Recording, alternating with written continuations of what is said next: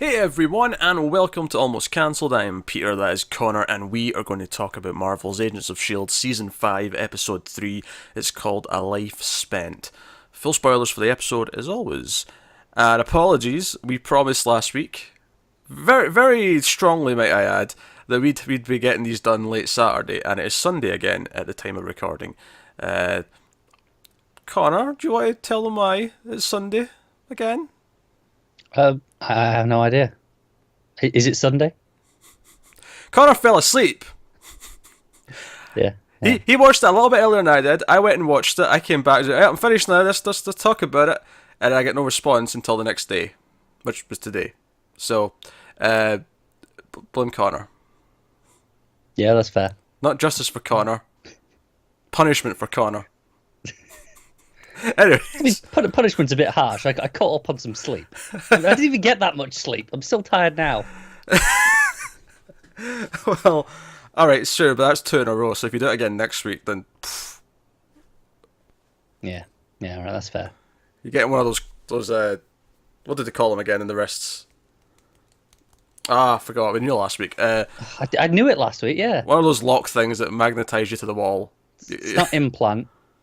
Nah, it wasn't modem, but it was an M word. It was like mount. Metric. Metric. There you go. Got it. There we go. Teamwork. So, yeah, so we picked up where we left off, pretty much. Simmons is with Cassius. I was saying Cassius last week, but they actually said... Because I don't think they said his name out loud as much last week, whereas this week they were constantly referring to him in some way. So...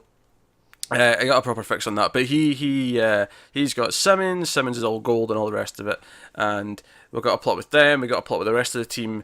We're stuck with Grill, this sort of keeper who's got them all sort of imprisoned and doing menial work for them. Not even sure what they're going through debris. Salvage. Yeah. I think they're separating like valuable things from just the random rocks from Earth. Yeah, maybe they're going, okay, this is metal and this is just rock.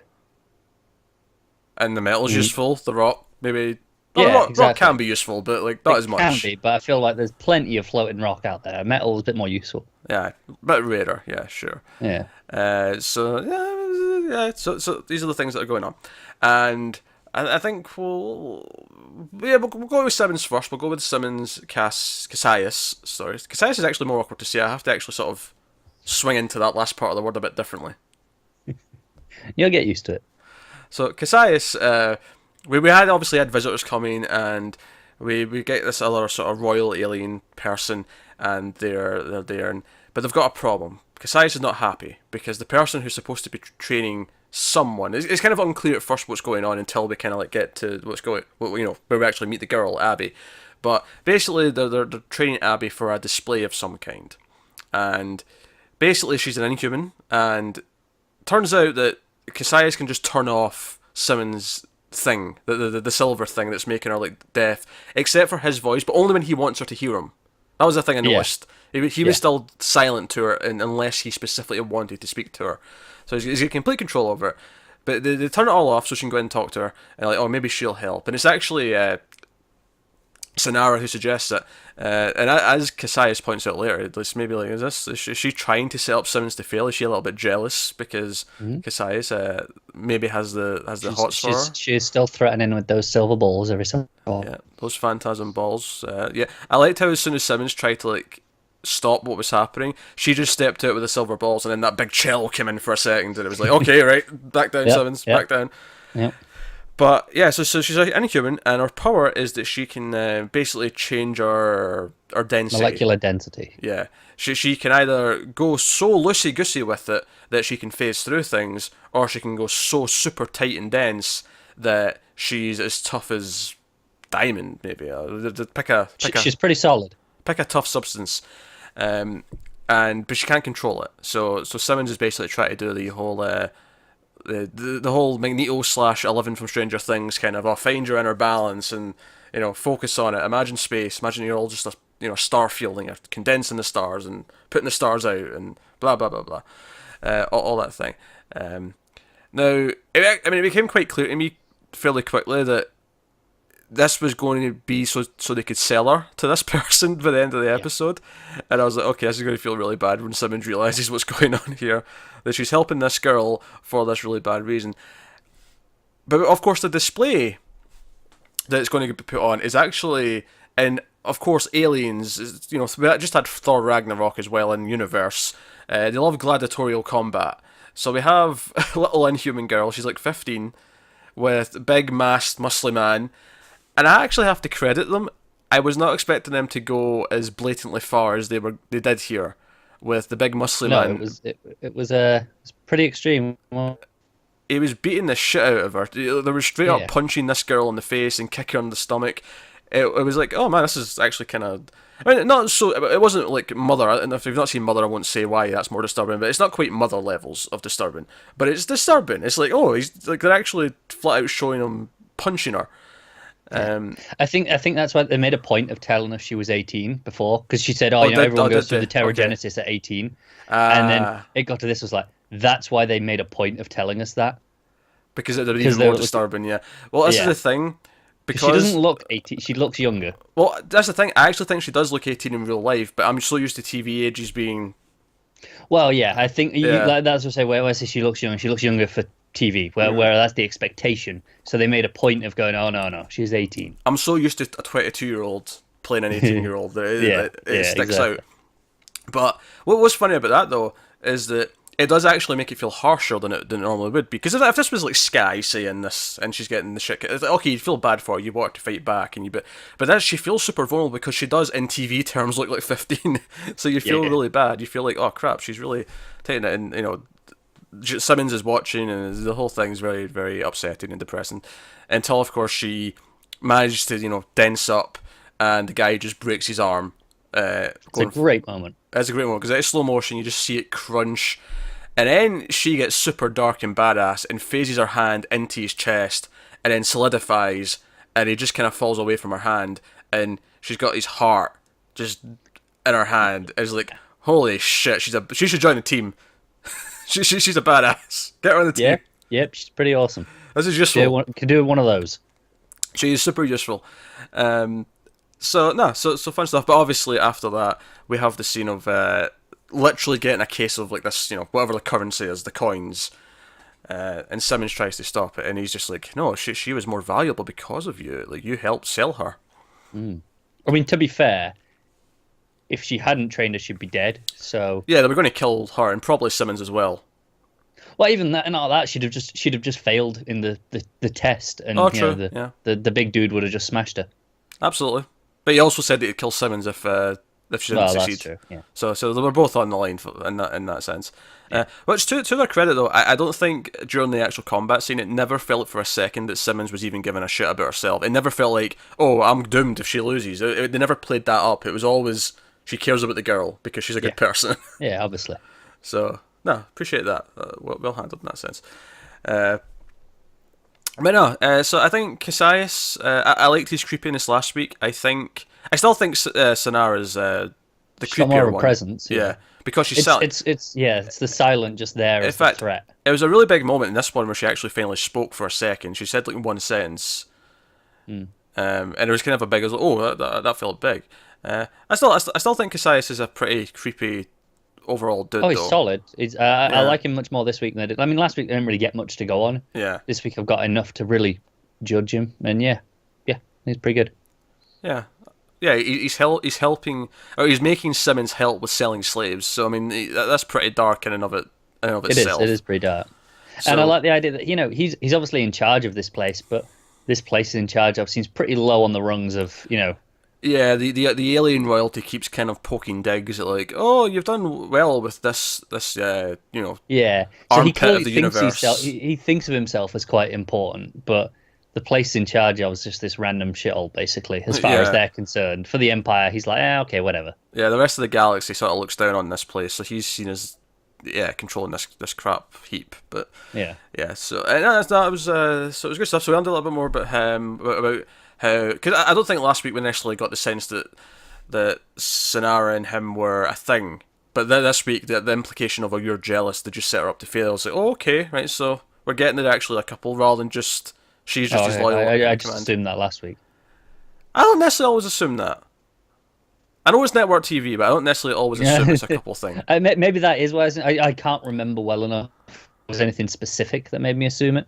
Yeah, I don't. I mean, there was nothing to say they weren't either. Don't get me wrong. It wasn't like there was anything to say no, but I don't know. I guess it's just like I'm thinking of like it's like if you're watching Firefly and like Mal and Zoe come out and Zoe's his second in command, you don't necessarily like maybe you do think it first, but you actually learn quite quickly that they're not a couple. I think it was just the way they were, walking around each other, holding around each other. Like the way they were. Just it felt like that to me last week. Maybe. I feel like Sonara just walks around that all the time, like that all the time. Maybe, quite possibly. That way she sort of slinks her back, back the way a little bit, holds her balls. It's very intimidating. It is. It's like I'm a master of balls and I will rip them away. Very intimidating. So meanwhile, on the other side of things, S.H.i.E.L.D. is trying to get to her. S.H.i.E.L.D. has decided that she's going to save her, and we actually get we'll explain where obviously everyone else is, but Yo-Yo was left behind at the work camp, and she kind of to get S.H.i.E.L.D. like the scroll, the digital scroll thing that she needs to like access places. She does this really cool thing where she sort of starts speeding around to make it look like her sensors messed up.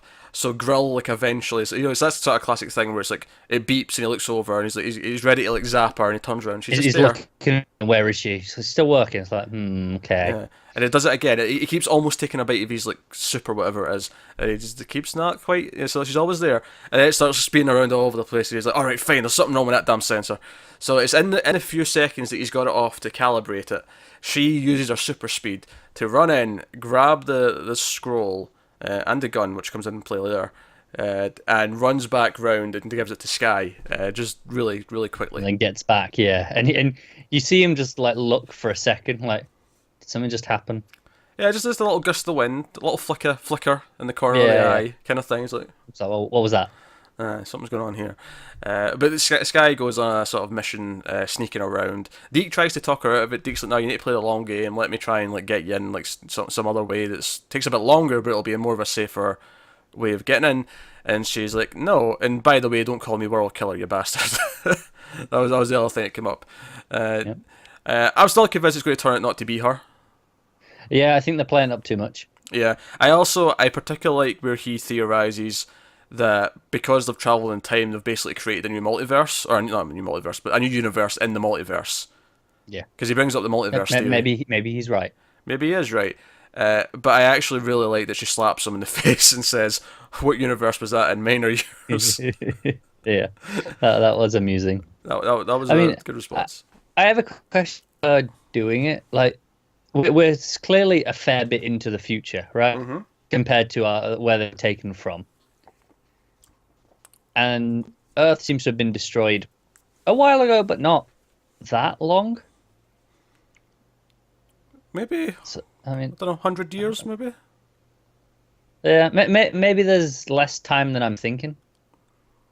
Why? I don't know. I'm just thinking for it to have been S.H.i.E.L.D. and her to have been there and then destroyed the Earth and then this X amount of time later. It's just I'm not sure it lines up that well for me at the minute. But it has to be. I think maybe it's just. But it has to be a significant amount of time since it got destroyed because no one seems to remember anything about Earth. Like it has to be at least a couple of generations. Yeah. No, it's true. I said I think what I really want is for them to clear up pretty. Like what year are we in, so I can get a good ballpark of this.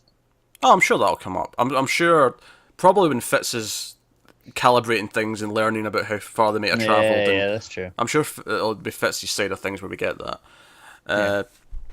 So she goes on a mission. She's sneaking around. She's going into elevators, and I actually really like how it plays with one of the classic sort of tropes because a Kree comes into the elevator and she sees the hand stop the door and then he comes in and she's not there. And you're like, okay, I know where she is. The camera tilts up. Yeah. And she's doing the whole thing where she's got her hands and feet against the walls at the top and she's like holding herself up. And I'm like, okay, and I didn't have a problem with it. Like, it's a bit of a trope or a cliche, but it's fun. They're always so perfectly spaced for a person to just when they're spread out to just fit right. Yeah, and it's not even like she's that tall. Like Yeah. Because I bet you if this was Mac in the elevator and he had to do it, and he's like a foot taller than she is, like I bet it would just be the right amount. Yeah, exactly. just for that. But she's there, and then like another Cree comes in with a trolley. He's got more stuff to go up to, whatever, and they're both standing there. And it's like there's like a couple of seconds pass, and she's just kind of above them, and then you just hear the squeak, like our shoe or whatever's just squeaked down a little bit, and both of the Cree just look up. She's like, I thought that would work, and then she just has to go into a fight. And we get a cool little, she's running across the wall, she's flipping around, and she. It's a really nice fight. Into the wall. Yeah, it's a really small fight, but it was a really fun little. It used the space of the elevator well. Yeah. Which they typically do a good job with sky fight scenes. Actually, they've done for the past I'd say 2 seasons. They've done really well with those. They do, but using the space for fights is something that's particularly good in this episode. I think not just this fight, but the other one as well. Oh yeah, the Abby fight. Yeah. No, okay, I get you. I was like, what other fight? I was like, that fight. So no, but she beats up them, she gets close to the end, and we're actually almost at the end of the episode, and they're waiting for her. This barrier comes out, and gas comes out, stops her from using her powers, she's passing out, and Deke is betrayed her. Deke has actually warned Cassius of her coming. That said, though, the way he leans down and says, I'm playing the long game at her, is kind of like code for saying, look, you were being an idiot, this is me fixing this. Interesting that he's told Cassius who she is. Oh yeah, he has, because he's like, oh, this is the Quake, and all the rest of it. Yeah. That said, though, the way he says he's playing the long game, I'm positive he's actually just setting this up so he can break her out at the right moment to do whatever. Oh, almost certainly. Yeah. He's got a redemptive thing coming of some kind. Yeah. He has to. It's pretty clear, but so that was all fine. It was a small bit of screen time out of all the plots probably, but it had the fun fight scene, setting things up properly. So obviously Coulson and May and Mac, they end up going on the salvage. Tess needs like replacements, and sort of like conveniently convinces them to let like 2 of the S.h.i.e.L.D. team go with them. Yeah, because Coulson's got this notebook and he's like, look, take me out. I want to go with you. Yeah, he wants to like search what Virgil was looking for because there's coordinates to a piece of rock. Which, yes, wink wink, the rock was part 616 of Earth. That was the name of the rock. Yes. I thought it was all right on its own. I was like, yeah, I get it. I thought it was a nice reference once we got the multiverse reference as well. Yeah. Combined with the 2 in the same episode, it's quite nice. For those who don't know, just in case you're someone who just watches the show and you've never, read comics or anything like that. Not that we're big Marvel guys, but we do know some stuff. 616 is the number of the Earth that the Marvel, or the number of the universe that the Marvel inhabits, or at least up until Secret Wars. I think it actually changed after that event, but I think it did. 1960s when it started up until Secret Wars a couple of years ago, it was Earth 616 that everything took place on, and then you had the Ultimate Earth, which is where all the Ultimate stuff took place. So that was just a nice little, tip of the hat to that. More than anything else. But Grill's henchman comes with them. And he's like kind of keeping an eye on them, and he's back at the ship, so they're sort of looking, they're off course, they're not where they're supposed to be, and they're getting close to this rock. And then they find out there's a little key in the little Earth that Virgil had, and it opens something on the ship, and it's a radio. It's a shortwave radio.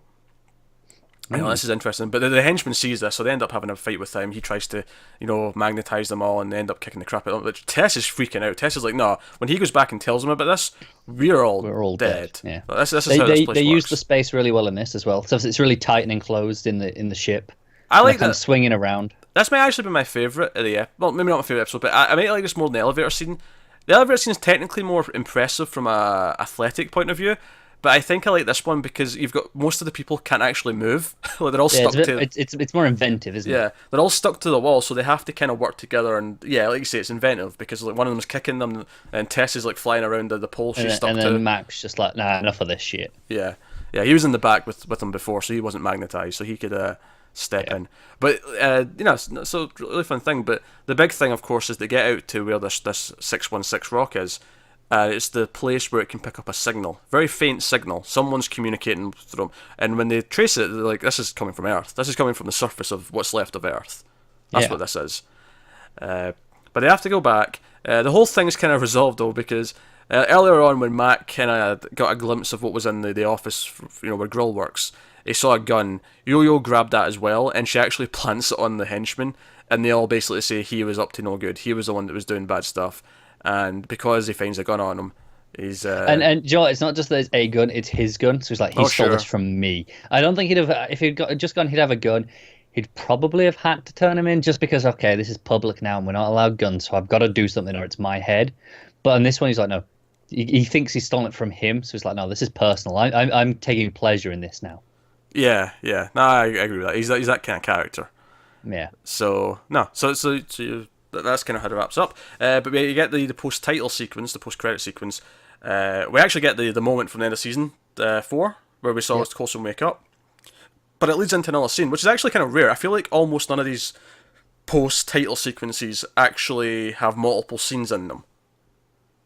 No, they don't usually. I think this one was just because it was that moment. Yeah, because the first half of it we'd already seen, so they had to give us a new part of it. Yeah.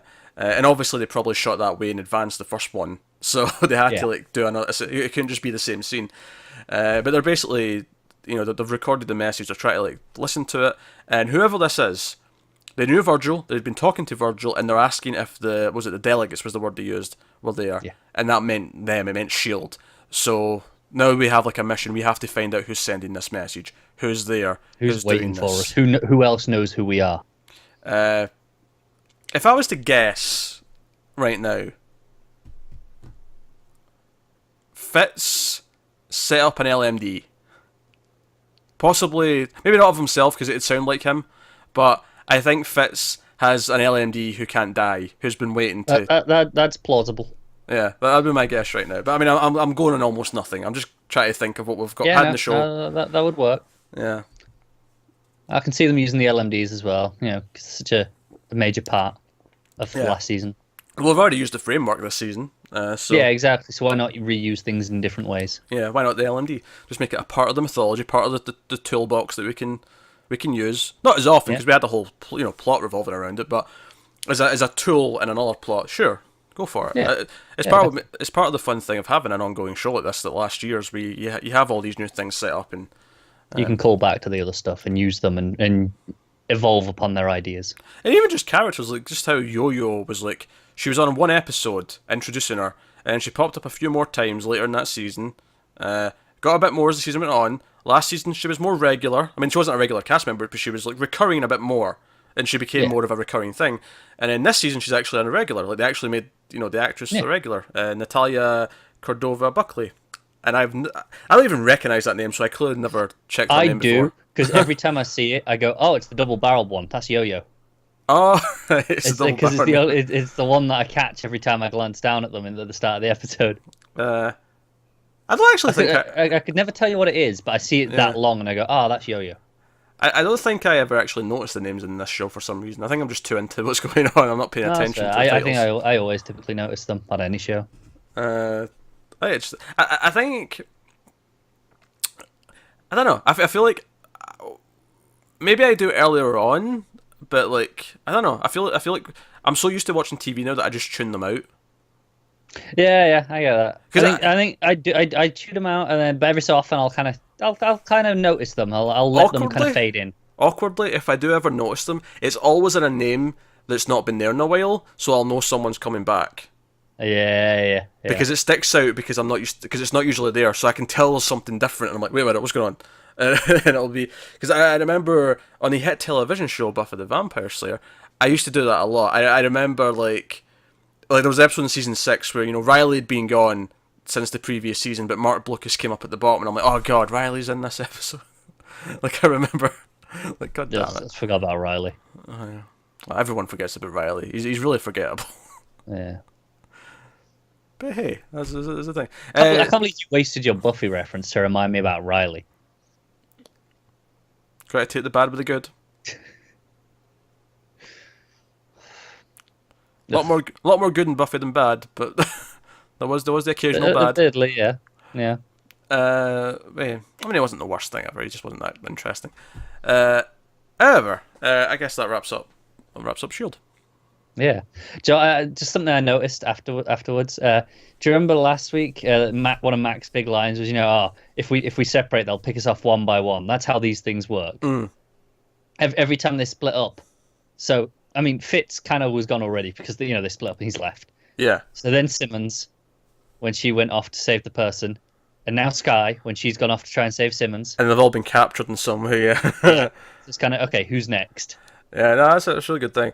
If anything, I actually want to criticise his one big reference in this episode. I do feel his... Yeah, I don't really want to go into, where no one can hear me scream, but hey, I thought it was just... it didn't land as well as most of his references usually do. That one was a reference for the sake of a reference. Yeah, most of them, usually Mac's references to movies and stuff land really well, and I love them. That one just felt a little bit forced. Yeah, did a little bit. But hey, it's a minor quibble. But no, it was a solid episode. I am still really into this sci-fi plot. I'm definitely convinced that this is the arc and not the season. I mean, they may be in space the whole season, but I'm convinced that this arc of figuring out Earth. Yeah, what happened to Earth, what year are we in, who's contacting us down from Earth. In fact, that's the one thing I've not mentioned, actually, is the henchman. The punishment he gets is he gets sent down to Earth, and we see that those... what did they call them last week? The roaches. It's just all of them, and it's like post-apocalyptic, and they're all coming for him. Because that's why Tess is so convinced that no one that it's not coming from Earth, because no one can live down there. But that's, of course, we're going to get essentially the Obi-Wan Kenobi in the robe who can fight off these things living in the desert. Possibly an LMD. Possibly an LMD. If it comes out and makes a big noise, I'm gonna just laugh so much. This is the show that will make that reference, though, if it wants to. If it's ever going to happen, it's going to be on this, and it's going to be now. I kind of hope it happens. Yeah. So I guess that'll wrap up that review. Apologies for Connor's dipping quality in and out throughout this. Skype has not been kind. But yeah, so that is us. So let us know what you think of this episode of S.h.i.e.L.D. in the comments below. Like, subscribe, all that stuff. We will try our best to have the review out on Saturday night next week. Won't we, Connor? Yeah, I'm hopeful. So I'm just looking at what's next Saturday. I think we should be okay. So let us know what you think in the comments. Get us on Twitters at mailed_fuzz. If you want to support the channel and everything we do here, go over to patreon.com/mailfuzztv. But otherwise, that is us. So thank you once again for watching. Keep watching TV, guys. We'll see you next time. Have you got any vanilla?